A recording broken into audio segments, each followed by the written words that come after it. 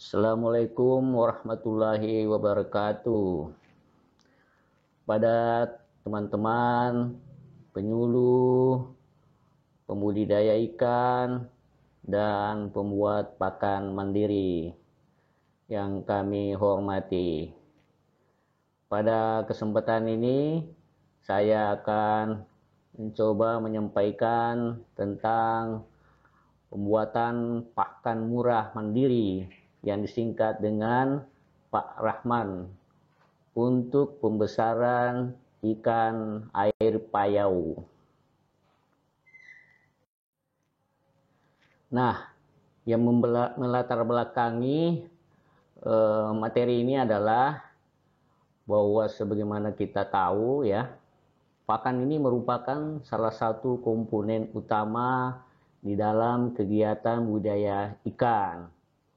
Nah, saya kira teman-teman juga penyuluh dan teman-teman pembudidaya sudah mengetahui bahwa biaya pakan ini merupakan salah satu komponen produksi yang biayanya sangat besar, ya, bahkan dapat mencapai 70% dari total biaya produksi seperti pada kegiatan budidaya ikan secara intensif.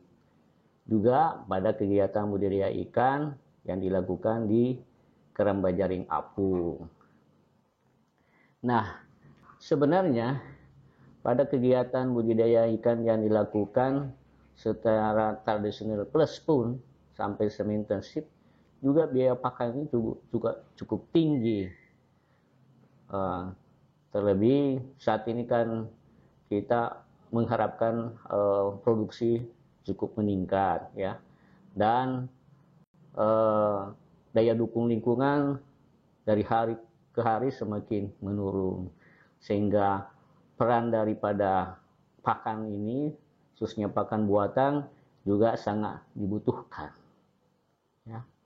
Dan kita tahu juga bahwa pakan yang diproduksi secara komersil itu harganya semakin hari juga semakin meningkat. Kenapa? Karena memang bahan-bahan pakan yang digunakan oleh industri pakan itu umumnya masih diimpor, ya, sehingga tentunya harganya menjadi mahal. Sementara ikan dari hasil kegiatan budidaya cenderung tidak meningkat. Akhirnya ya keuntungan yang didapat oleh pembudidaya menjadi sangat rendah dan dari hari ke hari semakin menurun. Nah, kalau kita lihat di sini itu bahan-bahan pakan yang digunakan oleh industri pakan di Indonesia itu umumnya memang bahannya diimpor, seperti tepung ikan, tepung kedelai, bahkan tepung jagung ya, kita juga impor. Dan kalau harga dolar semakin naik ya tentunya harganya semakin mahal daripada pakan komersil tersebut.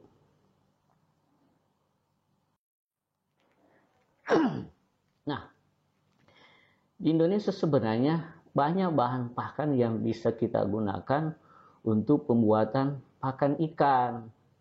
Cuma memang problemnya karena negara kita ini negara kepulauan, sehingga tempat produksinya itu terpencar-pencar, kemudian bersifat musiman. Selain itu, kualitas daripada bahan pakan kita karena dikelola secara tradisional umumnya ya, sehingga kualitasnya juga tidak standar untuk industri pakan. Sehingga kalau industri pakan mau menggunakan bahan-bahan lokal tersebut, biasanya biayanya juga menjadi meningkat. Sehingga para industri pakan biasanya lebih cenderung mengimpor saja dari luar. Nah, sebenarnya kita perlu memanfaatkan bahan baku lokal ini ya untuk mendapatkan harga pakan yang murah yang bisa digunakan oleh para teman-teman pembudidaya. Nah, oleh karena itu perlu kita lakukan pengembangan pakan buatan berbahan baku lokal di sentra-sentra kegiatan budidaya perikanan. Sebenarnya pemerintah juga sudah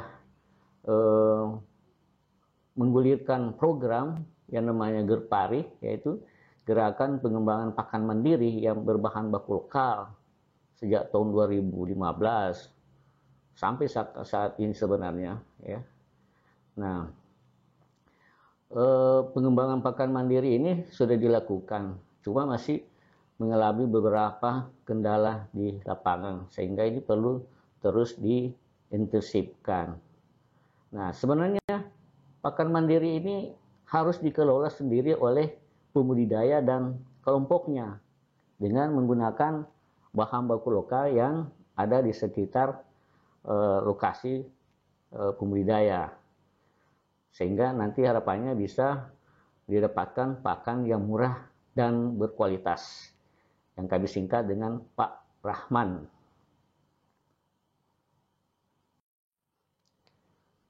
Oleh karena itu, pengembangan pakan murah mandiri berbahan baku lokal ini perlu kita kembangkan. Nah, ada beberapa hal langkah-langkah yang harus dilakukan di dalam pengembangan Pak Rahman ini, ya.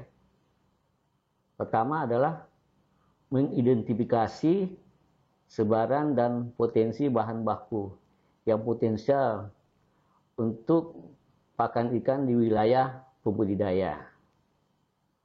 Jadi teman-teman penyuluh pembudidaya bisa mengidentifikasi kira-kira bahan-bahan apa saja yang ada di lokasinya yang kemungkinan bisa kita jadikan sebagai bahan-bahan baku untuk pakan ikan.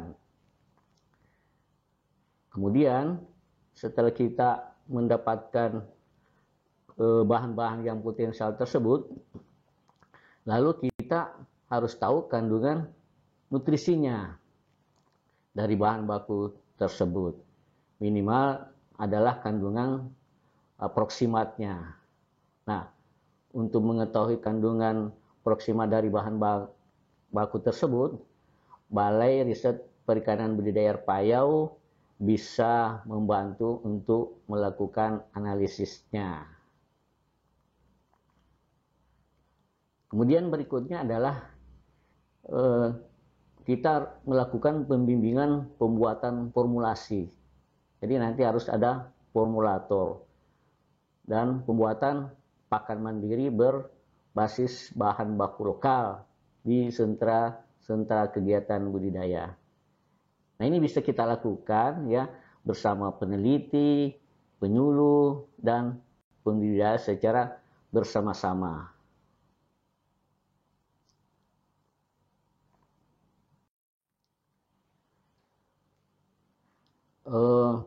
Di dalam pengembangan pakan mandiri ini, ya, kami di Balai Riset Perikanan Budidaya Air Payau dan Penyuluhan Perikanan sebenarnya sudah pernah melakukan survei tentang beberapa bahan baku potensial yang bisa dikembangkan, khususnya di Sulawesi Selatan.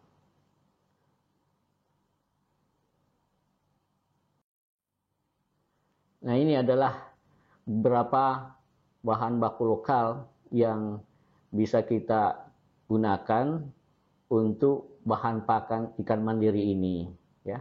Dan juga ada beberapa informasi tentang kandungan nutrisinya, khususnya kandungan komposisi proksimatnya, seperti tepung ikan lokal, ya. Nah, ini tepung ikan lokal ini cukup penting di dalam pembuatan pakan ikan. Sekira di daerah-daerah pantai kita Sulawesi Selatan ini cukup banyak ikan-ikan yang harganya murah, kering pada musim-musim ikan bisa kita keringkan dan bisa dijadikan tepung ikan. Nah, ini kandungan proteinnya cukup tinggi, ya. kandungan lemaknya juga, kemudian serat kasarnya rendah. Bahan baku lainnya adalah tepung kepala udang. Ini juga kita bisa manfaatkan, dan saya kira juga di Sulawesi Selatan ini cukup banyak. Kemudian tepung limbah ayam. Nah, ini juga sebenarnya cukup potensial digunakan karena merupakan bahan yang cukup tinggi kadar proteinnya, lemaknya juga. Tapi mungkin saat ini sepertinya agak bersaing dengan budidaya ikan lele yang biasanya mereka langsung mengambil secara mentah ya, digunakan langsung ke pakan lele.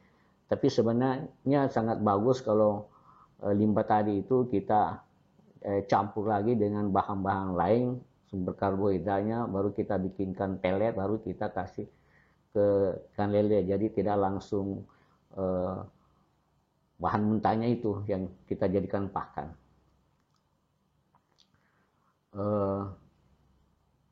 Ada juga tepung keong mas, tapi ini mungkin agak kurang lagi saat ini karena daerah persawahan semakin sempit. Kemudian tepung darah hewan, daerah tentu ada juga tepung rebon, tapi harganya relatif mahal ya, termasuk tepung kerang hijau. Nah, untuk bahan-bahan nabati ya, yang umumnya berfungsi sebagai sumber karbohidrat dan juga ada sifat protein, yang kandungan proteinnya ada yang agak tinggi, itu bisa kita gunakan seperti tepung kedelai, bungki kedelai yang pas tahu. Tapi ini sumber bahan bakunya adalah kedelai. Untuk di Sulawesi Selatan ini kayaknya agak kurang karena relatif mahal. Nah, yang paling utama yang bisa kita lakukan adalah menggunakan dedak halus. Ini produksinya sudah cukup tinggi di Sulawesi Selatan ini dan harganya relatif murah. Kemudian bungkil kopra. Nah, itu juga bungkil kopra ini cukup banyak karena banyak pengolahan kopra di Sulawesi Selatan sini. Bungkilnya cukup murah dan banyak. Itu harganya sekitar 3.000-an. Kadar proteinnya juga cukup tinggi dan sangat potensial untuk digunakan sebagai bahan pakan untuk ikan omnivor dan herbivor. Nah, kalau bungkil kopra ini kita fermentasi, itu juga bisa lebih meningkatkan lagi kualitasnya dan lebih bagus lagi. Nah, ini harapan saya, ini bungkil kopra fermentasi ini kita bisa kembangkan untuk digunakan sebagai salah satu bahan utama di dalam pembuatan pakan ikan murai ini, Pak Rahmat ini. Kemudian bahan alternatif lainnya adalah tepung jagung. Tapi sedikit agak mahal, tapi pada musim tertentu mungkin pada saat murah kita bisa pakai ya. Kemudian bahan limbah lainnya adalah mie afkiran. Nah, ini saat ini juga banyak digunakan oleh pembudidaya, bahkan mereka langsung menggunakannya sebagai pakan langsung. Tapi karena mie afkiran ini sebenarnya kadar proteinnya rendah ya, sekitar 10%, sehingga sebenarnya tidak terlalu efektif kalau digunakan untuk pertumbuhan ikan. Biasanya hanya digunakan pada saat-saat akhir pemeliharaan untuk menggemukkan saja. Nah, sebenarnya di dalam pabrik pengolahan mie ini ada dua limbahnya yang harganya cukup murah. Jadi limbah mie afkiran mie ini yang tidak jadi mie itu harganya yang dalam bentuk masih agak basah sedikit, itu kadar airnya sekitar 70%, itu hanya harganya sekitar 700.000 sampai 500 itu untuk volume sekitar 1,5 ton. Sehingga kalau kita keringkan kita bisa dapatkan sekitar 1 ton basah itu kering, itu harganya jatuhnya hanya cuma sekitar 700 rupiah. Nah, ini sangat potensial kita gunakan sebagai sumber karbohidrat di dalam pembuatan pakan murah ini. Nah, ini nanti juga yang akan kita upayakan sebagai salah satu bahan utama di dalam pembuatan pakan murah ini. Dan ada salah satu pembuat pakan mandiri, anggota dari teman kita penyuluh Pak Dahlan, ya namanya petani ini adalah Pak Asis, itu sudah menggunakan limbah mie ini. Cuma penggunaannya secara sebagai pakan di ikan ini belum efektif, sehingga ini kita harus perbaiki pengolahannya sehingga bisa menjadi bahan pakan yang potensial untuk pembuatan pakan murah ini, tetapi berkualitas. Kemudian bahan lain yang biasanya ada di tambak juga adalah gose, ya, tumbuh biasa pada musim-musim hujan, dan pada saat itu biasanya tidak terlalu banyak dimanfaatkan oleh ikan langsung, jadi harus kita keringkan dan bisa dijadikan sebagai bahan pakan. Proteinnya juga cukup tinggi, ya, sekitar 17 sampai 21%. Nah, juga rumus sutra itu biasa banyak ditambak. Nah, kita juga bisa keringkan pada saat musimnya banyak, kita bisa jadikan bahan pakan nanti.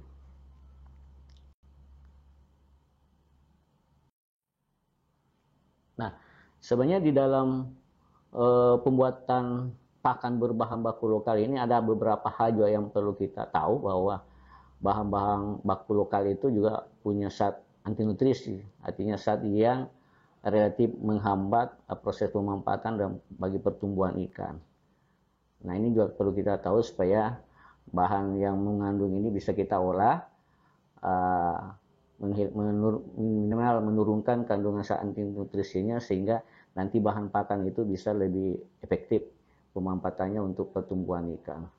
Seperti misalnya antitripsin, ya, jadi merupakan salah satu zat yang menghambat proses kerja daripada enzim tripsin di dalam pencernaan pakan.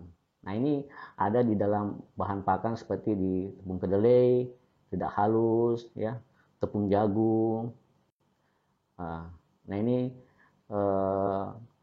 penanganannya biasanya dengan pemanasan. Jadi kalau kita lakukan pengukusan misalnya atau dimasak, itu sudah bisa merusak antitripsin ini sehingga sudah menurun kandungan zat anti nutrisinya. Kemudian ada juga namanya sampitat. Nah, ini juga ada di dedak halus, ya, di tepung jagung, tepung kedelai. Nah, ini juga perlu kita turunkan kandungannya sehingga penggunaan bahan ini bisa lebih efektif untuk pertumbuhan ikan. Ada juga namanya tanin, ya, saponin, dikting, kosipol. Itu semua perlu kita turunkan dengan melalui proses pemanasan. Nah, di tepung ikan juga, tepung kepala udang maksud saya, itu juga ada zat chitin yang kandungannya cukup tinggi, yang agak susah dicerna ikan, karena ikan itu tidak memiliki enzim chitinase, sehingga kalau kita menggunakan tepung kepala udang ini sebagai salah satu bahan pakan, itu biasanya kita batasi sampai sekitar 10-15%, tergantung di jenis ikannya. Nah, kualitas pakan ini sebenarnya sangat ditentukan oleh dari kualitas bahan yang kita gunakan, kemudian bagaimana memformulasi bahan-bahan pakan tersebut menjadi pakan, kemudian bagaimana memproses bahan-bahan pakan tersebut menjadi pakan. Nah, ini hal-hal yang perlu kita juga perhatikan di dalam membuat pakan ikan agar kualitasnya lebih bagus. Nah, seperti saya tadi sampaikan, bahwa untuk bahan baku lokal ini, ya, kita juga perlu tingkatkan kualitasnya. Seperti bungkil kopi yang tadi saya sampaikan, itu kita nanti usahakan melakukan proses fermentasi dengan menggunakan jamur rhizopus. Dari hasil penelitian kita, ternyata dengan fermentasi bungkil kopra ini menggunakan rhizopus itu bisa meningkatkan kadar protein daripada tepung bungkil kopra. Dan dari beberapa informasi pembudidaya yang telah menggunakan ini memang juga bisa meningkatkan pertumbuhan. Nah, ini juga nanti akan kita kembangkan di dalam program Pak Rahman ini. Jadi saya mengharapkan teman-teman penyuluh dan nanti kelompok pembudidaya atau pembuat pakan mandiri bisa kita sama-sama melakukan proses fermentasi bungkil kopra ini dengan Rhizopus untuk meningkatkan kualitasnya.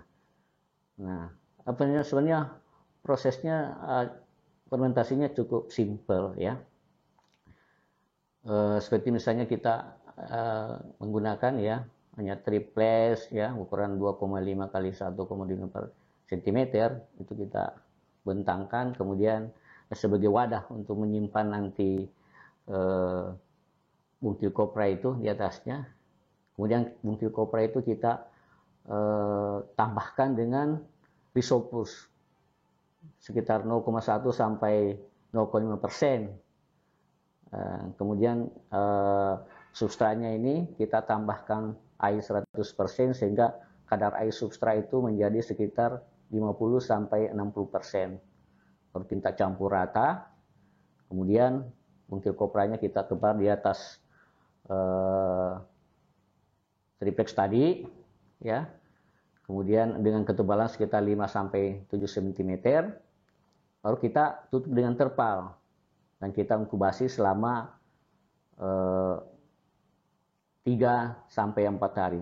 Umumnya sekitar 4 hari saja itu sudah tumbuh bagus Rhizopusnya. Nah, sehingga itu sudah bisa kita panen, lalu keringkan dan kita giling, dan ini sudah siap dijadikan sebagai bahan pakan. Keuntungan lainnya lagi adalah bahwa karena bungkil kopra itu biasanya punya bau yang masih sangat menyengat karena kadar lemaknya cukup tinggi. Nah, setelah kita fermentasi itu bau tenginnya sudah hilang dan aromanya sangat bagus, sehingga ini bisa tahan lebih lama lagi tepung yang sudah kita fermentasi itu.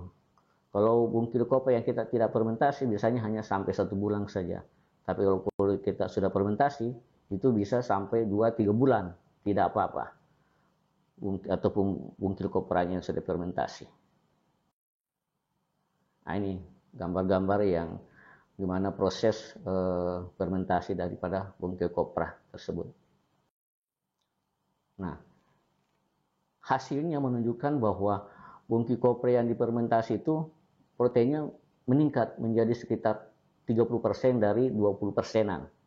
Hanya cukup tinggi proteinnya. Kemudian kadar lemaknya menurun ya dari sekitar 15 menjadi 6%, sehingga bau tengiknya sudah hilang ya. Kalau kita simpan lama itu tidak ada bau tengik lagi. Kemudian zat racun biasa yang ditimbulkan oleh bahan-bahan fermentasi itu tidak ditemukan di dalam fermentasi bungkil kopra ini dengan menggunakan Rhizopus, sehingga sangat aman. Dan mungkin ini bungkil kopra juga memiliki faktor pertumbuhan yang bisa berdampak positif terhadap pertumbuhan ikan. Nah, ini perlu kita kembangkan, nanti para pembudidaya bisa mengamati di lapangan. Nah, selain bungkil kopra, dedak padi juga bisa kita fermentasi untuk meningkatkan juga mutunya. Prosesnya sebenarnya sama dengan yang bungkil kopra itu. Dan hasil yang telah kita dapatkan ternyata juga proteinnya meningkat ya, dari 7 sampai menjadi 10 sampai 11%. Kemudian lemaknya juga menurun, sehingga bahan tepung dedak padi yang sudah kita fermentasi itu juga bisa tahan lama.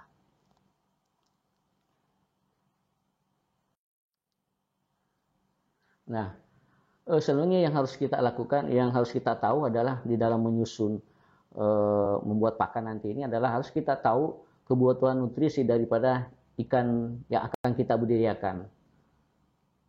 Nah, kandungan nutrisi yang paling utama yang perlu pertama kita tahu adalah kebutuhan proteinnya, ya. Kenapa? Karena protein ini merupakan sumber energi bagi ikan. Kemudian juga dia sangat diperlukan di dalam pemeliharaan jaringan dan untuk pertumbuhan. Nah, ini yang paling penting di pertumbuhan. Karena kalau seperti karbohidrat, lemak tidak terlalu banyak peranannya terhadap pertumbuhan, hanya ke metabolisme. Tapi kalau protein tidak ada, ikan tidak bisa tumbuh. Nah, sebagai klasifikasi umum, ya, ikan karnivor itu atau ikan yang memakan yang dialam pemakan daging ikan itu membutuhkan protein cukup tinggi, sekitar 40% ke atas. Kemudian untuk golongan ikan omnivor, kebutuhan proteinnya di dalam pakan itu sekitar 30 sampai 40%. Contohnya seperti udang windu, udang faname, ikan nila. Kemudian ikan herbivore dia membutuhkan protein yang relatif rendah, sekitar 20 sampai 30% dalam pakannya. Contohnya ikan bandeng, ikan beronang, ikan gurami. Nah, sebenarnya ikan nila juga masih bisa turun sedikit, ya. Apalagi kalau kita pelihara di tambak di mana pertumbuhan pakan alami, peran pakan alami juga masih ada di situ. Kemudian ikan kecil yang berukuran kecil juga butuh protein yang lebih tinggi dibandingkan dengan ikan yang berukuran besar. Sehingga ini nanti di dalam memformulasi pakan harus kita tahu ini ukuran kecil, ini ukuran besar. Nah, ini harus disesuaikan dengan kebutuhan protein yang ada yang akan kita bikin di dalam pakan nanti.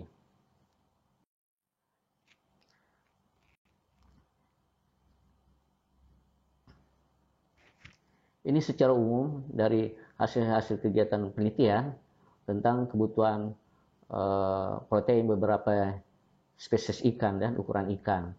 Tapi ini adalah kebutuhan protein dalam pakan di mana kondisi budidayanya di dalam wadah terkontrol, ya, jadi tidak ada peran pakan alami. Sehingga kalau misalnya kita melakukan pemeliharaan ikan di dalam tambak di mana masih ada peran-peran dari pakan alami, maka kebutuhan protein di dalam kandungan protein di dalam pakan itu masih kita turunkan karena adanya peran dari pakan-pakan alami yang ada di tambak. Nah, ini bisa kita lihat di sini, ya, bandeng kecil, bandeng muda, beronang, lele, kakap putih, sampai ke udang. Nah, yang akan kita nanti kembangkan di Pak Rahman ini adalah ikan bandeng mungkin dengan ikan nila. Nah, ini mungkin akan kita fokus nanti ke bandeng dan nila untuk tahap awal. Nah, kebutuhan nutrisi lain yang harus kita perhatikan adalah lemak. Nah, lemak ini juga fungsinya sebagai sumber energi, kemudian pelarut vitamin seperti vitamin A dan E, kemudian sumber-sumber asam lemak esensial. Nah, sebenarnya nanti kalau kita kembangkan pakan murah dan mandiri ini, Pak Rahman ini, sumber lemaknya sudah bisa kita dapatkan dari bahan baku itu sendiri. Jadi mungkin tidak perlu kita tambahkan tersendiri. Kalau misalnya kita kelola sendiri, misalnya dari tepung ikannya, dedaknya, ya, sudah ada di situ, sehingga penambahan lemak biasanya yang dilakukan tersendiri pada industri pakan itu kita tidak perlu lakukan karena sudah ada terkandung di dalam bahan baku yang kita gunakan. Bahan baku itu salah satu kelemahan dengan menggunakan bahan baku lokal karena masih segar bahannya sehingga kandungan lemaknya masih cukup bagus. Nah, ini adalah kebutuhan lemak di dalam pakan untuk pembesaran beberapa jenis komoditas ikan budidaya. Nah, jadi berkisar antara 7 sampai 10%. Ini kalau di dalam kondisi terkontrol. Tapi kalau di dalam budidaya yang seperti tambak, di mana peran pakan alami juga masih ada, masih bisa kita kurangkan di dalam formulasi pakannya.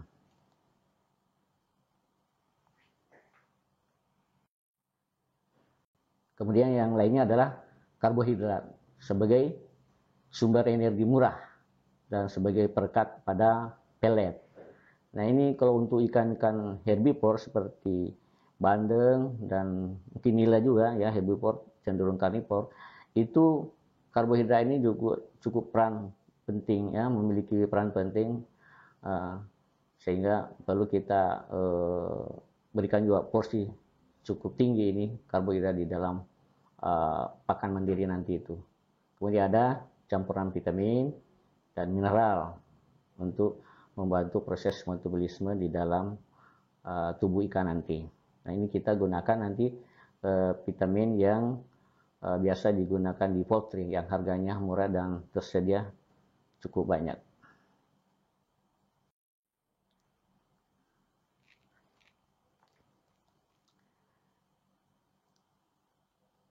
Nah ini adalah ringkasan daripada kebutuhan nutrisi, dalam hal ini komposisi proxima di dalam pakan mandiri untuk pembesaran komoditas air payau yang akan kita gunakan di dalam teknologi budidaya secara tradisional plus sampai semi intensif, di mana pada kondisi budidaya tersebut peran mas pakan alami di dalam media budidaya masih ada, sehingga kandungan proteinnya ya untuk bandeng, beronang dengan nilai itu sekitar 20 sampai 30%, itu tergantung nanti umur besaran ikan, kemudian lemaknya antara 6 sampai 10 relatif sama. Nah, jadi ini yang akan kita jadikan patokan di dalam pengembangan pakan murah mandiri Pak Rama nanti ini.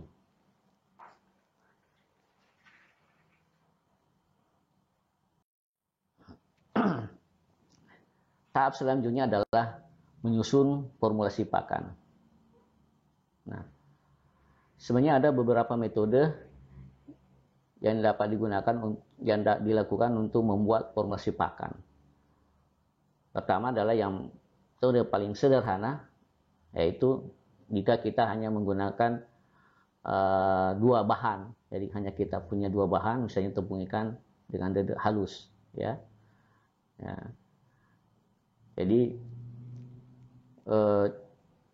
contohnya tepung ikan kandungan proteinnya 60%, 60,1%, dedek halus kandungan proteinnya 12,5%. Dan pakan yang akan kita bikin nanti kandungan proteinnya adalah 25%. Nah, tahapannya adalah tepung ikan ya. Jadi kita membuat satu kotak ya. Tepung ikan dengan kandungan protein 54,5% kita tempatkan di sudut kiri atas. Kemudian dedek halus yang kandungan proteinnya rendah 11,6% itu di sudut kiri bawah. Kemudian di tengah-tengah kotak kita tuliskan 25%. Ini adalah kandungan protein pakan yang akan kita bikin. Kemudian dari sudut atas tadi itu kandungan protein dari tepung ikan yang 54,5% dikurangi dengan 25%, kita dapatkan angka 29,5 itu di sudut kanan bawah, itu hasil pengurangan dari 54,5 dengan 25%. Kemudian kandungan protein 25% dikurang dengan 11,6% yang kandungan dedek halus, yang kandungan proteinnya rendah, itu didapatkan di sudut atas angka 13,4. Nah, itu selisih antara kandungan protein yang kita mau bikin 25% dikurangi dengan kandungan protein bahan yang rendah 11,6%, sehingga didapatkan angka 13,4%. Kemudian kedua angka di sudut kanan dari kotak ini kita jumlahkan, didapatkan angka 42,9%. Nah, kemudian yang di atas lagi tadi yang 13,4% dibagi dengan jumlahnya, yaitu 42,5% kali 100 sama dengan 31,2%. Ini adalah kebutuhan untuk tepung ikan. Nah, kemudian yang di bawah 29,5 dibagi dengan 42,9 kali 100 didapat 68,8%. Ini adalah kebutuhan untuk dedak halus. Nah, jadi kalau kita ingin membuat 100 kg pakan, maka kita butuhkan tepung ikan sebanyak 32,5%, 2%, kemudian dedak halus 68,8 kg. Maaf, jadi kalau kita ingin membuat pakan 100 kg, maka kita butuhkan tepung ikan sebanyak 31,2 kg, kemudian dedak halus sebanyak 68,8 kg. Nah, ini nanti pakannya ini memiliki kandungan protein 25%. Ini adalah metode perhitungan yang sangat sederhana dan hanya mengacu pada umumnya ke kandungan karbohidrat, protein pakan. Yang ini kita di sini tambahkan satu bahan bungkil kopra yang difermentasi. Jadi bungkil kopra yang sudah kita tingkatkan kualitasnya. Nah, ini dari perhitungan ya, dengan komposisi nutrisi yang hampir sama kebutuhan di dalam pakan nanti itu, harganya menjadi menurun, hanya sekitar Rp4.530. Nah, dan kandungan bahan yang kita gunakan, jumlah bahan yang kita gunakan juga bertambah, sehingga harapannya nanti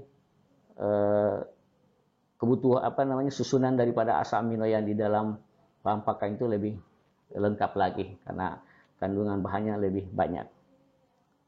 Nah, ini ada dua formulasi yang akan kita nanti kembangkan di program Pakraman ini,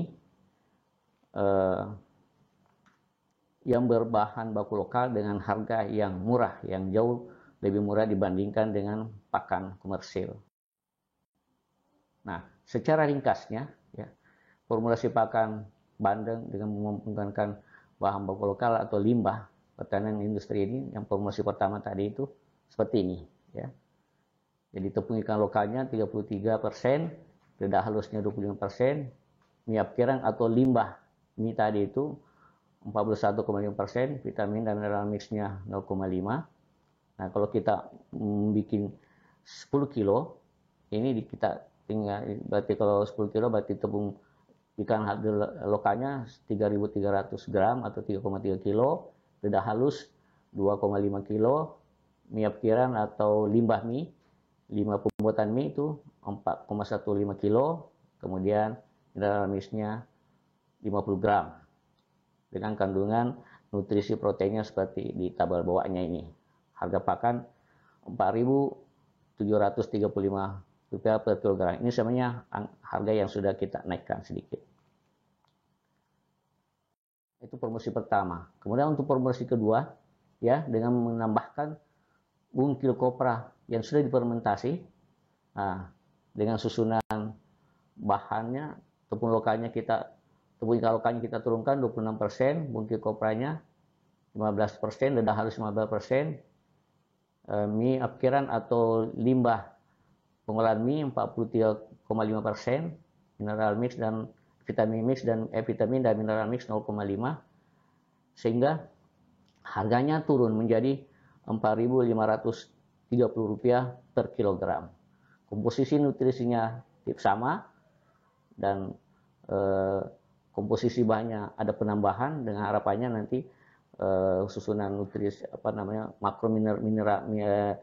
makronutriennya lebih lengkap lagi, tetapi harga yang kita dapatkan lebih murah. Nah, kita juga sudah melakukan uji lapangan tentang penggunaan pakan mandiri ini di tambak, ya.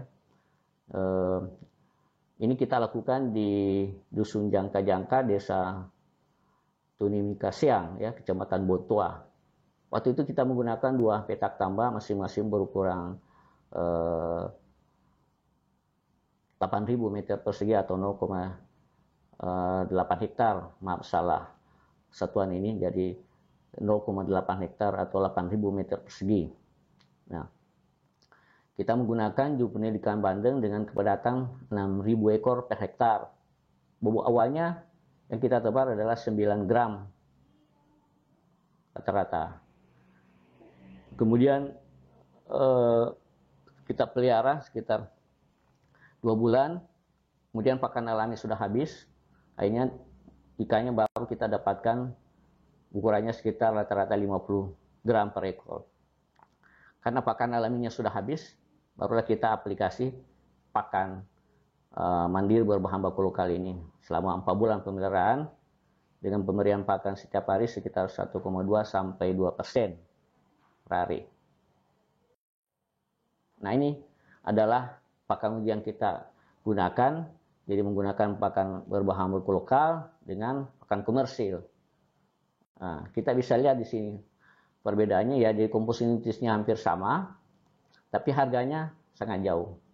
Harga pakan komersil 8.200, tahun ini saya sudah konversi tahun kemarin 2019, itu harganya pakan itu 8.200.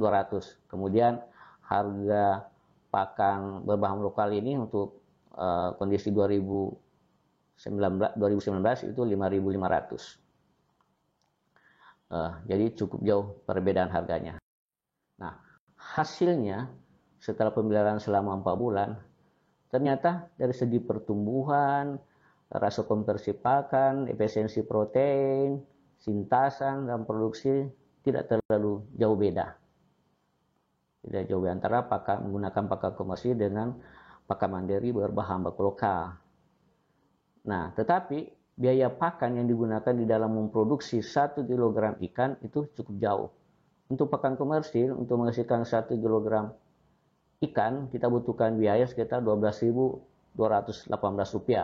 Sementara untuk pakan mandiri hanya sekitar Rp8.415. Jadi ada peningkatan efisiensi pakan sekitar 30% dengan menggunakan pakan mandiri dibandingkan dengan menggunakan pakan komersil.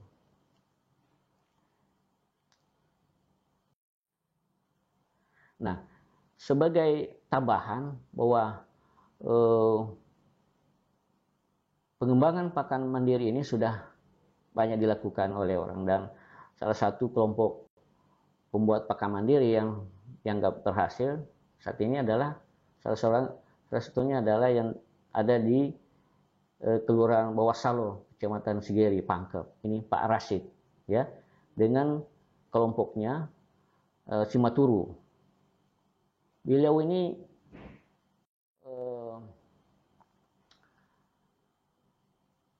pada saat ini, ya, ini bisa kita lihat gambar-gambar ilustrasi dalam kondisinya pada saat ini, ya. Di dalam 1 bulan, Pak Rashid ini minimal memproduksi pakan mandiri sekitar 3.750 kg atau 3,75 ton per bulan minimal untuk mensuplai kebutuhan anggotanya dan beberapa pun diayakan adipayo di wilayah Kecamatan Sigeri dan sekitarnya. Nah, ini Pak Rashid cukup antusias, ya, semangat karena hasil dari kegiatan ini mereka dapat untungan juga, mereka juga bisa gunakan, dan dari testimoninya mereka bahwa sangat menguntungkan, ya, dan kompetitif dengan menggunakan lebih kompetitif, lebih menguntungkan dibandingkan dengan menggunakan pakan komersil dengan harganya yang relatif mahal, tetapi hasil produksinya hampir relatif sama. Jadi ini satu gambaran bahwa pengembangan pakan mandiri berbahan baku lokal yang intinya adalah kita mendapatkan harga pakan yang murah itu sangat penting dilakukan oleh para pembudidaya, utamanya dalam kondisi saat ini di mana harga pakan semakin meningkat, kemudian harga ikan hasil budidaya kita tidak cenderung meningkat, maksudnya hampir stabil, sehingga margin keuntungan yang diperoleh pembudidaya semakin hari semakin menurun. Nah, inilah bagi teman-teman penyuluh, ya, kita sama-sama membimbing para pembudidaya, pembuat pakan mandiri dan pembudidaya untuk mengembangkan pakan mandiri berbahan baku lokal ini, dan tentunya juga harus dibarengi dengan bagaimana manajemen pemberian pakannya, karena bukan hanya dari kualitas pakan yang kita berikan, tapi bagaimana memberi pakan di dalam proses budidaya, karena itu akan menentukan juga efisiensi daripada pemanfaatan pakan di dalam kegiatan budidaya. Sekira demikian yang bisa saya sampaikan pada kesempatan ini. Terima kasih kepada para teman-teman penyuluh dan pembudidaya. Mohon saran dan masukannya. Demikian, Assalamualaikum warahmatullahi wabarakatuh.